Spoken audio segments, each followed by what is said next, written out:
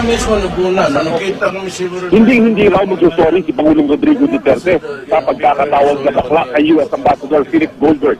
Masama raw talaga ang loob ni Duterte sa U.S. Ambassador dahil sa mga negatibong komento nito noong panahon ng kampanya.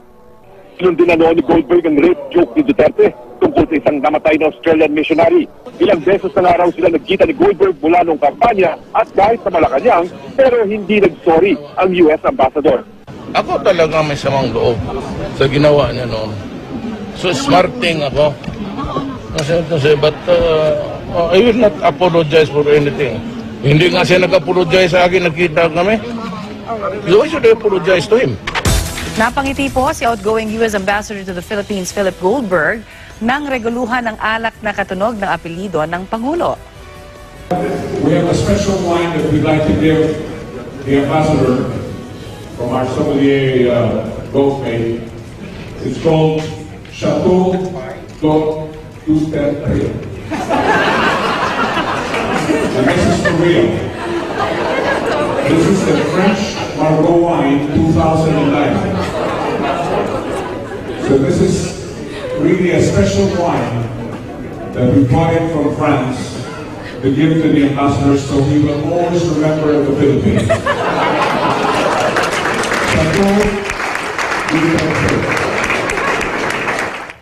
Binigay po ng Manila Overseas Press Club ang wine na Chateau Duterte kay Goldberg para raw lagi niyang maalala ang Pilipinas. Matatandaan noon na patutsyudahan ni Pangulong Duterte si Goldberg kasunod po ng puna nito sa kanyang rape comment noong nangangampanya pa lamang bilang presidente. Bukod sa wine, ginawaran din ng 2 plake na ang ambassador bilang pagkilala naman sa pagtulong ng Amerika sa Leyte noong bagyong Yolanda. Nagpasalamat naman si Goldberg sa mga opisyal ng ating bansa at sa mga Pilipinong mainit na tumanggap sa kanya. I'm a diplomat and I don't respond to those kinds of comments, quite frankly. I don't think it's productive. I don't think it's consistent with what I was just talking about, which is the great friendship between the peoples of our two countries, the great alliance that has been the alliance between the United States and the Philippines and which continues. So none of that is, I think, something that I would respond to.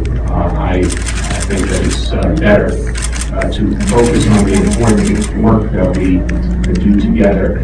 I don't respond to or take personally comments such as the ones that you mentioned.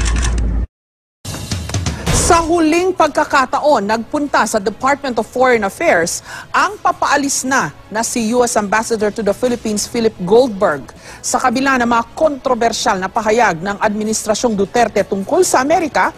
Pinili raw niyang manahimik. Pero giit niya, hindi raw binigo ng Amerika ang Pilipinas. May report si JP Soriano. Natapos na ang tour of duty ni U.S. Ambassador Philip Goldberg sa Pilipinas at sa pag-alis daw niya, baon daw niya ang mga magagandang alaala sa bansa. My takeaway is a great affection for the country and the people. Among the warmest and friendliest people I've met, there are things that I hear and read that are less pleasant.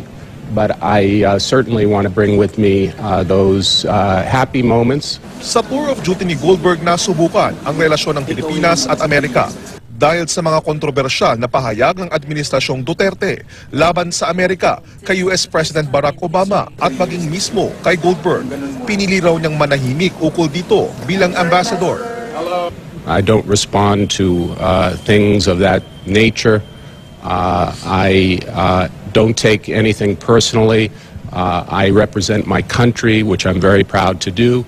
I'm not here as an individual. I'm here as a representative of the President of the United States. Kamakailan, sinabi ni Foreign Affairs Secretary Perfecto Yasay Jr.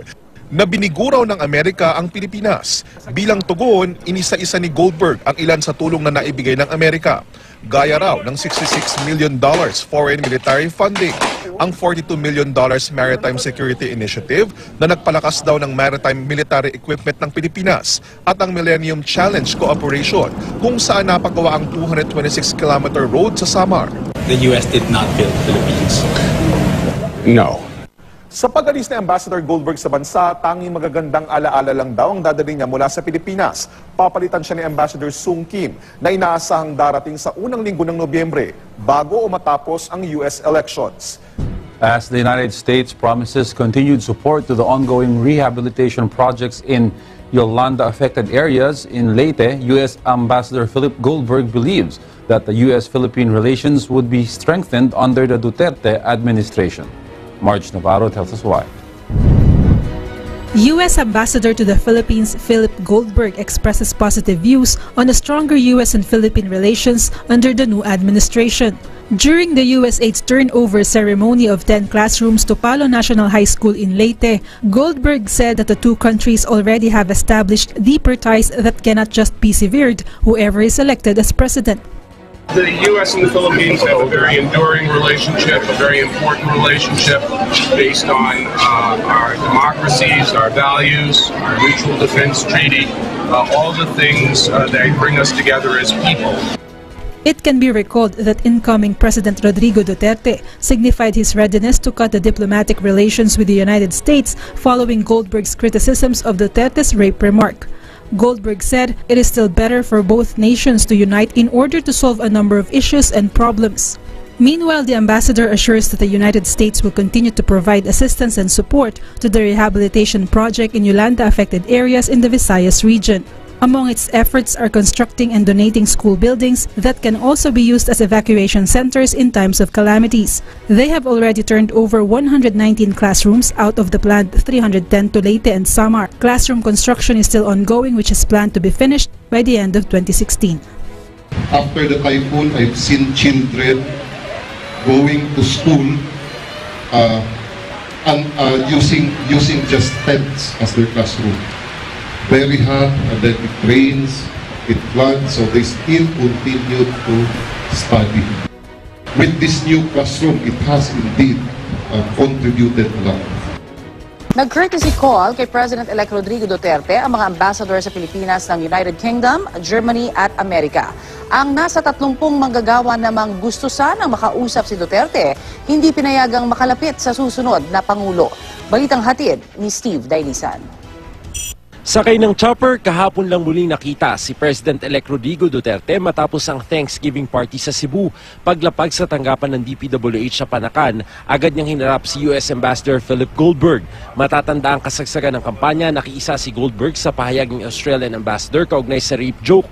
Dahilan upang maghamon noon si Duterte na putulin ang ugnayan sa pagitan ng dalawang bansa na matibay na kaalyado ng Pilipinas. Hindi dinetalye ang usapan ng dalawa pero nakangiti naman sila at nagkamay pa. Nag-courtesy call din si United Kingdom Ambassador Asif Ahmad na sinundan ni German Ambassador Thomas Osowski. Sunod-sunod ang pagpasok ng mga sasakyan sa tanggapan ng DPWH. Nakalista mga plate number ng mga may appointment kay Duterte. Pero ang may 30 manggagawang ito na sumubok ding magpaabot ng mensahe sa President-elect, hindi pinayagan. Agad pumwesto ang mga bantay na pulis at sundalo sa gate. Kahit may bitbit na tarpaulin na may panawagang wakasan ng kontraktualisasyon, hindi naman daw sila nagpoprotesta. 2 buwan na raw kasi silang tinanggal sa trabaho ng isang fruit export company dito sa Davao matapos maghain ng labor case laban sa kumpanya. Hindi po kami dito para po magprotesta. Gusto lang namin ipaabot itong sulat sa kanya, ipaalam at hingi ng tulong sa kanya about sa problema namin ngayon. Kami po ay biktima ng kontraktualisasyon at kami po ay illegal na tinanggal sa trabaho namin. Bigumang makausap si Duterte, sinabihan naman silang ipadala ang sulat nila sa sekretary ng alkalde sa City Hall. Kusa rin silang nag-disperse matapos makausap ng media.